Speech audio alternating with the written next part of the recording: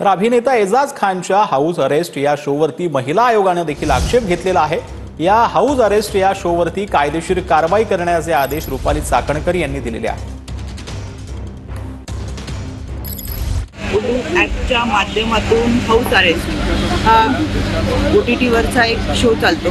हे अत्यंत घाणेरड्या पद्धतीचा शो चालू आहे, याच्याबाबत जनमानसातून अतिशय तीव्र प्रतिक्रिया उमटलेल्या आहेत। आमच्या राज्य महिला आयोगाकडे देखील काही तक्रारी दाखल होत होते, म्हणून राज्य महिला आयोगाने यामध्ये सुमोटो करत पोलीस महासंचालकांना पत्र लिहिलेले आहे आणि तातडीने असे अश्लील शो सादर करणारे असतील, ते ॲप्स असतील किंवा हे शो तातडीने बंद करा। अखेर उल्लू ॲपवरून हाऊस अरेस्ट हा कार्यक्रम हटवण्यात आलाय आणि या उल्लू ॲपला समन्स सुद्धा बजावण्यात आलेला आहे। याबद्दल मी राज्याचे सन्माननीय मुख्यमंत्री आपल्या सगळ्यांचे लाडके देवाभाऊ यांचे मनापासून आभार मानते। हाऊस अरेस्ट सारखे कार्यक्रम हे अत्याचार करणाऱ्यांच्या विकृत मानसिकतेमध्ये त्या मानसिकतेला खतपाणी देतात।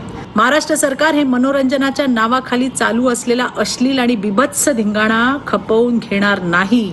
महाराष्ट्रात महिला मुलींचा अपमान करणाऱ्यांना कोणतीही सहानुभूती मिळणार नाही।